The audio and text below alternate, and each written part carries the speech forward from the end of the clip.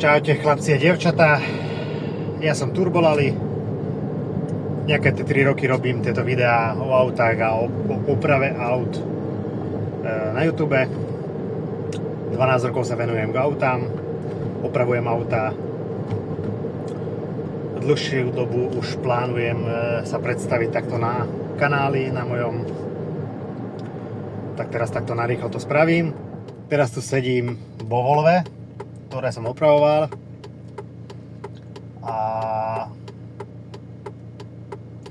som zvedavý, že čo na to poviete, že či z vás niekto bude vedieť, že čo tomu bolo vlastne. Takže v tomto videu sa dozviete len príčinu. Budete vidieť, že čo to auto vlastne robí. No, máme tu takéto Volvo. Nedávno sme pretesňovali strekovače a túto 2 a 5 sme vymenili, keďže sa nedalo demontovať staré strekovače. Tu znovu s problémom, že zrazu má vyšší výkon. Zdá sa zákazníkovi, že má vyšší výkon. Strašne to dymí. Strašne dymí, takže čo tu môže byť za problém?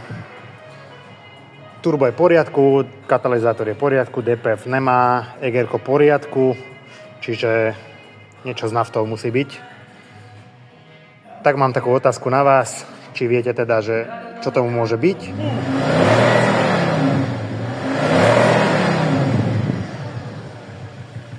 Do komentov mi môžete napísať, že či niekto z vás vie, čo bude za problém.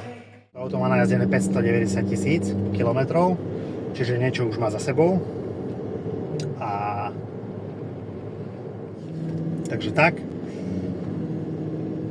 Teším sa, že si tu, že sleduješ. Sorry za to koktanie, prvýkrát takto rozprávam do videa. A dúfam, že vidíme sa na budúce. A nech je s vami krúťací moment. Čaute.